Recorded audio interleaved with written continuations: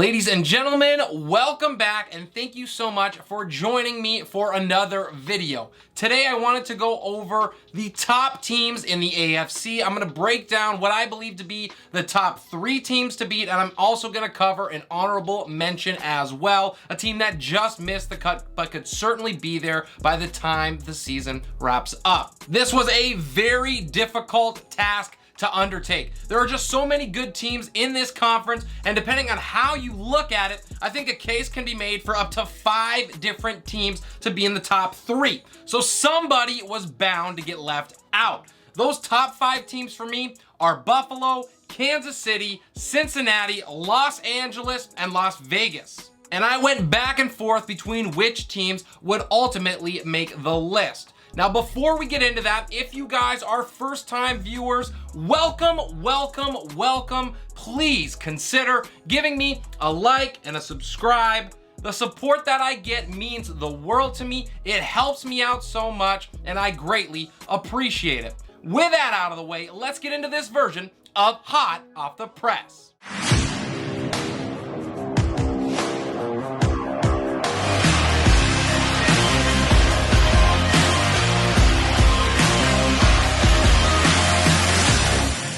I would absolutely love to hear your guys' thoughts on the top 3 teams for you. I'm pretty sure plenty are going to disagree with the direction that I took mine, but that is what makes this fun, and that is why I do it. I will quickly run through my honorable mention before going 3-1 and finishing this video with the team that is the most stacked in the conference. Let's dive in. For my mention, I really wanted to put the Chargers in this spot. I just couldn't do it. Los Angeles always seems to have a really good roster, but cannot seem to do enough with it. I really hope that they prove me wrong this year and take another step forward, especially Justin Herbert. He has the chops to really elevate this season, but I have to go with the team that sent them home in 2021 as my honorable mention, which is none other than the Las Vegas Raiders. I cannot get enough of this team. I love the moves that they made during the offseason to keep up in a really tough division. Sin City did not hesitate to roll the dice and get as much talent as possible on their roster. The trade for Davante Adams was absolutely fantastic, and it looks even better when you put it next to the Tyreek Hill deal. Getting a true #1 receiver for Derek Carr for the first time in basically 5 seasons is just what Vegas needed to help push them over the top. I believe that not only will this elevate Carr to where he should have been all along in people's books, which is a top 12 and potentially elite quarterback, but it is also going to catapult Vegas into one of the top offensive units in the NFL. There are just too many weapons in this offense for defenses to have to worry about. It was big for this Raiders franchise to keep Max Crosby at home with that big extension, and to be able to pair him with Chandler Jones was an excellent move too. I think Jones has a resurgence in the Raiders system opposite of Crosby. The pairing will be one of the more formidable duos in the NFL. Even though a lot is going to be asked of them, they have more than enough talent to answer the call. I have some concerns up front along that offensive line and absolutely in the secondary as well. The Raiders are hoping that continuity up front breeds more success than it did last season. It is a gamble, there is no doubt about that. But with some injury luck and added depth at the position, it could certainly work out. Both Rock Ya-Sin and Anthony Averett are likely going to be counted on in the secondary a lot more than Vegas would have liked, but they are solid additions nonetheless. The Raiders will be carried by a top 10 offense, putting up big numbers next season. With Adams, Waller, Renfro, and Jacobs at Derek Carr's disposal, the firepower here is real. Vegas is a true threat in what will be a wild AFC race. Holding on to a top 3 spot by their fingernails is the Kansas City Chiefs. If you have seen some of my other content, you know that I really haven't been a fan of a lot as what has transpired in Kansas City over the offseason. They lost key pieces in plenty of areas and weren't exactly able to piece it all back together. So how then can they be a top 3 team to beat for me? It is pretty simple. They still have Patrick Mahomes, and they still have the tomato genius Andy Reid calling the shots. Sorry, Andy. The fact of the matter is, somebody has to actually step up and dethrone them before I actually believe that it can happen. I thought the Chargers had a good shot at doing it last season, and that did not exactly go well. I think that anyone in the AFC West can win the division this year. It is just that good top to bottom. But until proven otherwise, the Chiefs are the team to beat.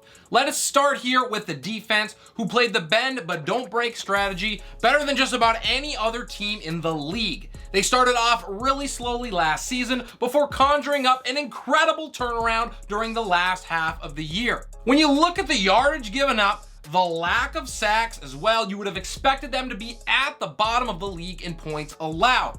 Instead, Kansas City placed in the top 10. Now that likely dips with the losses at some of the key positions, and there was a lot of them for the Chiefs. But they did all that they could to fill holes via the draft, taking cornerback Trent McDuffie and edge George Karlaftis in the first round. They were solid picks, and they were picks in areas of need, and both of them are likely to start right away. Kansas City's defense should place in the top half of the league. Even with those losses, they show top 10 potential is well within their range of outcomes. If young, rising players like Nick Bolton and L'Jarius Sneed can step up along with the rookie class, the Chiefs' defense could surprise. We know what the Chiefs' offense has been in the Mahomes era, a nigh unstoppable force that defenses are merely hoping to contain as best that they can. I believe, though, that changes in 2022 for obvious reasons. Of course, that Tyreek Hill exiting the stage left is a brutal blow, and it comes for a call for change that this offense has not seen over the last couple of seasons. Instead, I expect it to be a full-on committee approach, with newly signed Juju Smith-Schuster and Marquez Valdes-Scantling out wide leading the way. Sky Moore is then able to be eased in, and more will be expected from Mecole Hardman too. It will no longer be the Hill and Kelsey show for Big Red. Now that does not mean that the Chiefs cannot succeed and score a ton of points. I'm not gonna lie though, I am skeptical of this offense to an extent. We have not seen prime Juju since way back in 2018, and prime Marquez Valdes-Scantling still hasn't surpassed 700 yards / does not exist. In their defense, Juju did struggle with injuries and also the shell of Ben Roethlisberger, and MVS never had a chance to get out of Devontae Adams' shadow. Each of these guys could be unlocked because at the end of the day, Patrick Mahomes is a magician. He can elevate each of these guys by spreading the ball around to the best available target. There is no doubt that KC has not seen the depth that this unit has with Mahomes in his entire tenure thus far. One elite option is gone, but he was replaced by solid contributors with some upside. It is still not ideal, but it could be far worse. If it all comes crashing down, maybe Travis Kelce just goes for 2,000 yards. I'm kidding, sorta. The workload that the league's best tight end is going to have will be massive, but nothing in his resume tells me that he's not going to rise to the occasion. Kelce is going to continue to dominate as the unquestioned #1 option in the Kansas City attack. On the ground, the Chiefs are still waiting on the Clyde Edwards-Helaire breakout. He has not been poor by any means, but he has certainly struggled with staying healthy in his first couple of seasons. This is a big reason why the Chiefs went out and got Ronald Jones II, and I do like that move. It provides insurance at a key position, and at just 24 years of age, there is still a chance that Jones can be a meaningful player at the NFL level if called upon. He rushed for nearly 1,000 yards in 2020. All of this leads us to Mahomes, a great equalizer. After showing the world that he was human to start last year, Patrick hit the nos to end it, reminding us of his greatness. In his last 5 games, he threw for 1,455 yards, 12 touchdowns, and just a single pick. It will be harder for him in 2022 to be sure, but if he finds enough time between commercials, he will take that challenge head on, and I am not betting against him. The Chiefs make the list because of the pedigree and the leadership that they possess, but it will not be smooth sailing in the best division in football. Kansas City is not going to dominate here like they have in the past. Each matchup with a division rival is going to be close, making it tough for them to claim the #1 overall seed, which is a big advantage for Kansas City. I still think that they find a way to win the division and claim one of the top 3 seeds. Mahomes and Reed conjure up a miracle or two and continue the magic in Kansas City for one more season. They are one of the top 3 teams in a loaded AFC. The AFC defending champion Cincinnati Bengals are next at number 2, and it is fair to question Cincinnati's place in my top 3 even after a trip to the Super Bowl last season. It seemed like the Bengals were punching above their weight at times after that Cinderella run that they had in 2021. A step back would not be surprising. However, I am just not buying it. I believe in Joe Burrow too much. The kid finds a way to get it done. His confidence rubs off on his teammates. It is blatantly obvious. They want to win for him, and that matters a lot. Just ask Aaron Rodgers. Burrow is just beginning to scratch the surface of what he can become. And after a season that he had last year at just 25 years old, that is a terrifying thought for the AFC North and the rest of the conference. Joe Cool did struggle with interceptions at times, but he rectified it more and more towards the end of the year. I would not say that it is no longer a concern, but I bet that he improves in that category in 2022. Everything else that he has at his disposal is elite already. He ranked in the top 3 last year in passing touchdown percentage, yards per completion, and completion percentage. That is quite an incredible trio to be at the top of the league. For Cincinnati as a whole, I do not expect much of a dip on the offensive side of the ball at all. If anything, I think that the Bengals will be better there in 2022 after fortifying what was a very shallow offensive line in free agency. Cincinnati went and got La'el Collins from Dallas, Ted Karras from New England, and Alex Kappa from the Bucs. These were the most important moves that Cincinnati could have made, and they got it done. While the loss of Riley Reiff maybe isn't ideal, there is potentially a reason that he's still unsigned as of now.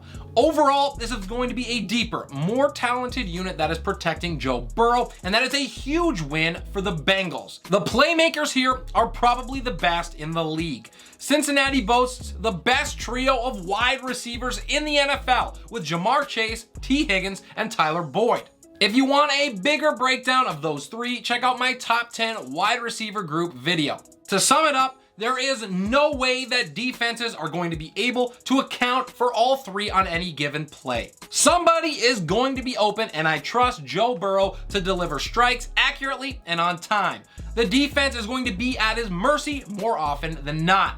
Jamar Chase is just getting started. T. Higgins already started his run at the title of the best number 2 wide receiver in the league, and Tyler Boyd has over 3,600 yards and 21 touchdowns in the past 4 years.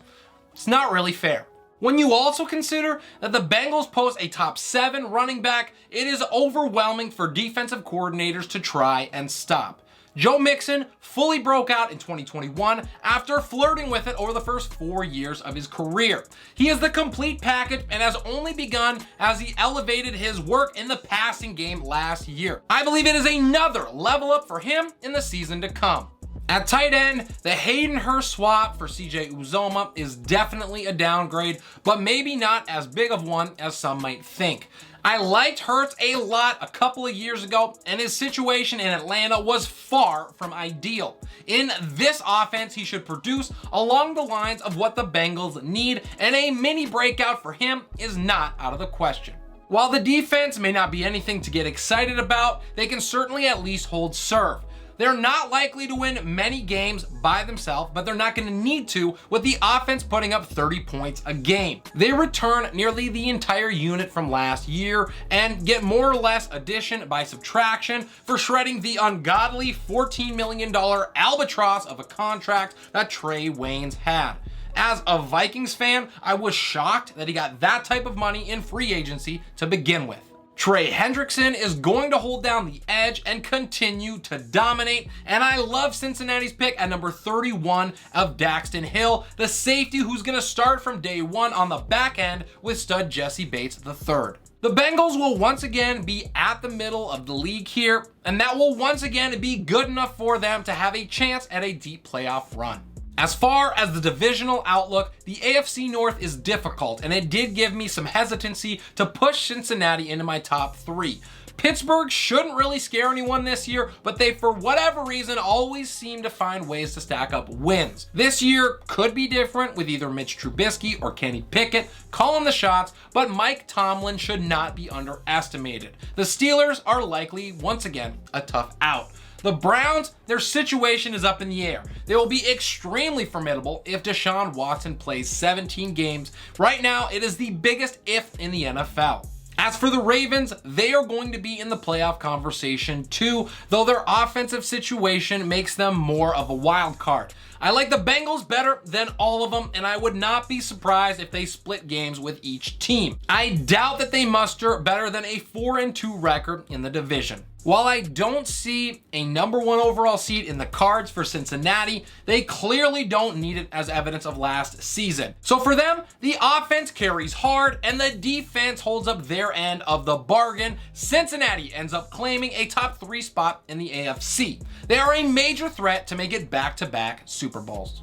It should come as no surprise that the Buffalo Bills are my number 1 team to beat in the AFC. This placement was the easiest thing to do for me in each conference. There is no clearer spot. Buffalo has everything that a Super Bowl contender needs, and then some. After painfully coming up short once again last season, they will be back with a vengeance. A Super Bowl or bust outlook for the team is certain. And rightfully so. Buffalo possessed the NFL's best defense in 2021, and a top 5 unit in 2022 is of certainty. They are elite at every level and just added future Hall of Famer Von Miller to an already star-studded group. I will be honest, I do not love the signing considering his age, but the veteran leadership and championship pedigree can only help the Bills. The secondary is going to get a big boost with Tre'Davious White returning from injury. First-round draftee Kyer Elam was an excellent pick as well, and with one of the best safety duos in Jordan Poyer and Micah Hyde, the Bills will make life really hard on opposing offenses. The only real weakness that I see is in the running back room, and weakness seems a little bit harsh. If the Bills actually commit to Devin Singletary this season, he will surpass 1,000 yards on the ground. They are going to need to, because while Josh Allen will happily plow over defenders and carry the load on the rushing side of things, it is not a sustainable strategy. He is just far too valuable. After not hitting 85 yards rushing in any of his first 13 games, Singletary was able to do that 3 times in his last 4. Proving that he is more than capable. And just in case, Buffalo also drafted rookie James Cook out of Georgia as a backup plan. To the tight end position and breaking out in 2021 was Dawson Knox, who scored 9 touchdowns on less than 50 receptions. He is likely to see a volume increase, and he should crush his season-high yardage totals this season. He will be one of the best 10 at the position this year. Catching darts from Josh Allen, Stephon Diggs is a top 5 wideout. I expect big things from him with a massive target share sure to come. He can win from anywhere. Gabriel Davis will have a big coming out party in 2022, and I deep dove him in my breakout candidates video, so make sure you check that out as well. After dominating in the playoffs last season, he has only just begun. With a bigger role as the unquestioned number 2, get ready for some fireworks. Jamison Crowder was one of the more underrated signings of the offseason. He will flourish as the number 3 wideout in this offense, and he could have a career resurgence if he can stay on the field, where he has struggled over the past couple years. They may not be particularly deep after losing Cole Beasley and Emmanuel Sanders, but this group is still solid. I like to save the best for last, so we are finishing with Josh Allen, who is the top quarterback in the league right now. There is nobody else that I would rather build my team around. His talent is undeniable, and his traits cannot be matched. Check out those numbers. Whether through the air or on the ground, Allen is elite. Josh played one of the best games I have ever seen last year against Kansas City in the playoffs, and it was unacceptable that we did not get to see him answer Mahomes or play for a shot at the Super Bowl. If I had to put money on it, he rectifies that this season. Buffalo's competition in the AFC East certainly got better, but they are not in the same stratosphere as the Bills. This is Buffalo's division for the taking, and I cannot see them losing more than 2 games in it. A sweep here is not out of the question, which means that the Bills have the clearest path to the #1 overall seed, and with their defense, that will be a massive advantage. The Bills are not only the best team in the AFC, but in the entire league. I say they prove that during the upcoming season, they are the team to beat. I will wrap it up there for today's video. I really hope you guys enjoyed the content. If there is specific content that you guys are hoping that I drop in the next couple weeks, drop those in the comments below. I want to be able to bring stuff that is valuable to you. If you enjoyed the content today, or you have in the past, if you are brand new and just visiting for the first time, I would greatly appreciate a like and a subscribe. The support helps me so very much, and it enables me to do what I love. This is Relentless Press. I'm your host, Avery Mopats, and we will see you next time.